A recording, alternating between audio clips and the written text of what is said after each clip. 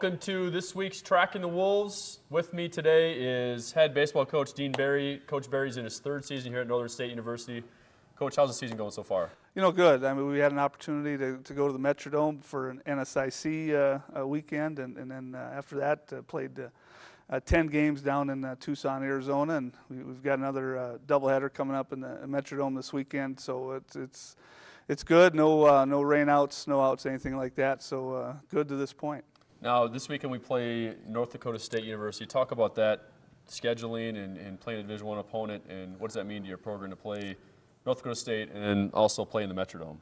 You know, it's great. It's a great opportunity for our kids, and I know they're looking forward to it. It all happened kind of by accident, just because right now we're actually in a bye. Our conference season starts this weekend, but we're the team that has a bye, and we were looking for a game, and it turns out NDSU was supposed to play University of Minnesota Gophers at the Dome. Well, it turns out Texas is coming up to play the Gophers instead. So they're playing right before us, so our kids will get a chance to see the Longhorns and the Gophers play, and we play right after that. So it's we're all looking forward to it. Now, this year the weather hasn't been very cooperative. We've been inside here for really the entire spring season. How do you keep your guys motivated and keep them focused on when that day finally comes where the snow stops and it gets warm here? How do you get them motivated? You know, we talk about it a little bit as a program and as a coaching staff, just to remind them that all that stuff's out of our control. We can't do anything about it, so we just need to keep preparing. And the other thing, too, is we're not the only team dealing with this. Most of the teams up in the northern part of the country are dealing with the same stuff. And so, you know, there's nothing we can do, so we just keep getting our reps and our practices in here, which, you know, we're very fortunate with the Barnett Center and the size of it and the batting cages and the weight room and the facilities that we have are just phenomenal. So we still think we're very fortunate to have this, and we think we can get prepared to go out and compete. Now, this year you have a decent number of seniors in the roster. What has their leadership meant to the program? Some of them are junior college transfers. Some of them have been here for 4 years. You know, what is their leadership? What have you seen from them the first part of the season? You know, it's great, and the longer that I'm in the program, you start to see that, and you start to see more 4-year guys and that sort of thing. And we've got a few junior college kids too that, you know, they're in the program, have been for a couple of years now. Other kids that have been around, have been through, you know, lots of ups and downs, and have hung in there, and you know, starting to see it all kind of pay off, and their leadership and what they bring to the table. You know, it's interesting to listen to them talk, and when they address the team, it's, you know, it means a little bit more. You know, this is it for them. This is their last opportunity. Guys, you know, the guys just kind of rally around that type of approach, and you know, we're very lucky to have the group that we do have. Sure, and when we look at the baseball roster, we've got a significant number of student athletes outside of the upper Midwest area.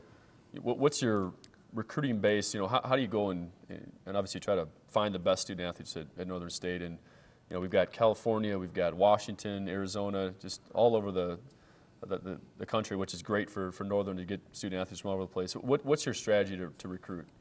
Well, we first start here. We start in South Dakota and Minnesota mostly, a little bit of North Dakota, and get the opportunity to see as many games and kids as we can with some showcases and things like that. And then we try to expand out to some of the junior colleges and maybe just some even high school kids. We got a freshman kid from Washington this year that's here, and you know, it works out. It's a little bit different now with our recruiting process with technology the way it is. We can get footage and video of kids throwing and hitting, you know, in the blink of an eye now. So it's a little bit different that way, and we're able to, you know, see what they can do, even though they are from long distances. And you know, what the lucky thing is we get kids to come and take a visit and see what Northern's all about and meet the people, and it kind of sells itself. Can you give us an update on next year's recruiting class? Yeah, I think we've already got 15 commits, and those are all freshmen. Mm-hmm. We're working on a few more and talking with some. We've got another signing period coming up here in April 17th. We're able to finally get those guys and get them signed, and so we're still looking. We have to replace a few guys on the mound that we're certainly going to miss. But real excited about the freshman class that has committed and is coming. So we're looking forward to it. Good. Another fun fact this year, Clint Manzo is a senior pitcher who was an all-star with the Alaskan League last summer. What is Clint's leadership this year? And I know he's kind of played a role as a starter and closed a couple of games. What has he meant to the program to have somebody that had such a great summer at a high level of competition? Yeah, it's interesting when Clint came in. I mean, he kind of commands that respect with his work ethic and his drive to be successful. And he had a very good junior college career and team, and things just didn't work out to move on to another team, and we were able to snap him up at semester, and we're lucky we did. And like I said, he comes in and guys follow that type of leadership and what he brings to the table with his work ethic and getting in the weight room and everything that encompasses being a pitcher. Sure. Now, can you talk about the Northern Sun Conference and we open up in Mankato in a couple of weeks? What do you see from the team right now? I think we were picked 8th in the conference. How's the league looking? I know the weather's going to play an issue here, but what do you see in a couple of weeks you open up with Mankato? It's going to be good. I mean, Mankato's traditionally one of the best teams in the country year in and year out, and I don't suspect anything being different. So the one thing of it is that we don't change a whole lot what we do from a daily basis as far as our approach to teams. Just because baseball is one of those things is you got to take care of your own team and your own thing, and so we'll approach every game the same. But what the league does is it's a very good league and it's getting better.